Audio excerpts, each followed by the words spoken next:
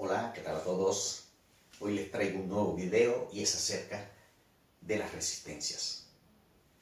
Si nosotros queremos entender cómo funciona el sistema eléctrico de un automóvil, de uno de los componentes que tenemos que entender qué función cumple y cómo cambia sus valores es acerca de las resistencias. Hola, soy José Molina y este es mi canal, electroautoeinyecciones.com. Empecemos. ¿Qué función hace la resistencia en un sistema eléctrico? La resistencia lo que va a hacer es ofrecer una oposición al paso de la corriente por ese circuito eléctrico. Ella lo que va a hacer es que la corriente no pase directamente a bajar su intensidad, su valor. La simbología en un diagrama eléctrico viene representado de esta manera. Ahora bien, las resistencias las hay de dos tipos: resistencias fijas y resistencias variables. Las resistencias fijas están hechas con un cuerpo que lleva dos conectores o dos terminales, pero dentro llevan un alambre de níquel enrollado alrededor de un cuerpo de cerámica con varias vueltas. Entre más vueltas, más resistencia va a ofrecer al paso de la corriente. Este tipo de resistencia siempre mantiene el mismo valor. Si son de 400 ohmios, 400. Si son de 1000 ohmios, 1000 ohmios. Ellas llevan unas franjas de colores. Estos son unos códigos de colores que cada color representa un número. Y ese número va a indicar el valor en ohmio de cada resistencia. Para saber nosotros qué valor tiene cada resistencia, tenemos que conocer el valor de esos colores. Luego tenemos las resistencias variables. La simbología de la resistencia variable en un diagrama sería así. La resistencia variable lo que hace es que tiene la capacidad de cambiar, de modificar su valor según se mueva de mayor a menor o de menor a mayor. Varía su valor. Este tipo de resistencia, según el material, vamos a poner más resistencia una que otra.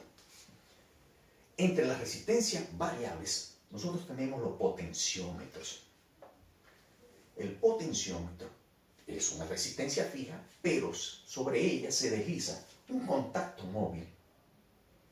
Y este contacto, según la posición que tenga, va a marcar más resistencia o menos. Va a oponerse más a la corriente o menos. Aquí hay otra representación, otro gráfico de este mismo. Y esta flecha va a ser las veces del contacto móvil. Y según la posición que tenga en ese lugar en la resistencia, va a marcar o más o menos resistencia. Este tipo de resistencia se puede mover manualmente. Podemos graduarlo manualmente cuando queramos mayor resistencia o menor resistencia. Luego tenemos las resistencias dependientes. Las resistencias dependientes tienen que ver con los factores externos como la luz, la temperatura, y también dependen del tipo de material con que estén ellas construidas. Todo eso, depende del material, van a funcionar de una manera u otra. Entre las resistencias dependientes tenemos las resistencias de luz. Las resistencias de luz LDR o resistencias dependientes de luz. Su simbología en un gráfico sería de esta manera. Las resistencias de luz se activan según la luz que incidan sobre ella. A mayor luz se activa de una manera, a menor luz funcionan de otra. Este tipo de resistencia o sensores también están colocados en los automóviles detrás del retrovisor, en el parabrisas. Hay un sensor que según la cantidad de luz que le dé, él va a actuar con las luces a encenderlas.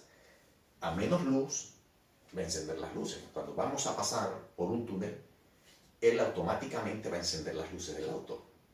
Según la cantidad de luz que incida sobre él, va a encender las luces o las va a apagar. Luego tenemos los termistores o resistencias de temperatura. Entre las resistencias de temperatura hay de dos tipos, las de NTC y las de PTC. Su simbología en un gráfico sería de esta manera.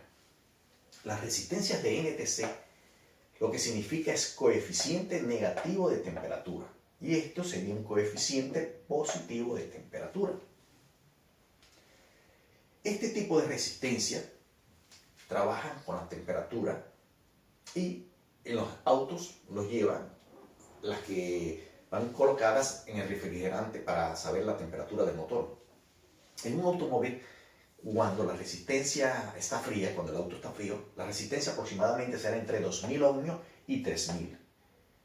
Pero una vez que la centralita lee esta lectura, sabe que el automóvil está frío, entonces sabe qué señal tiene que enviarle a los inyectores para que sepan qué cantidad de gasolina tienen que inyectar. Una vez que el auto está encendido y empieza a subir la temperatura, un ejemplo que llega a 90 grados, el valor va a bajar a 300 ohmios aproximadamente.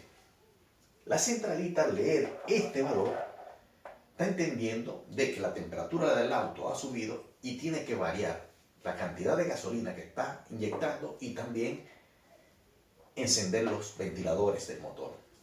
Según la temperatura que reciba ese sensor, la centralita va a recibir una señal diferente y lo va a interpretar de manera diferente. Espero que hayan entendido. En otro video explicaré acerca de los sensores, cómo funcionan, cómo probarlos, este tipo de sensores de resistencia. Y hasta la próxima.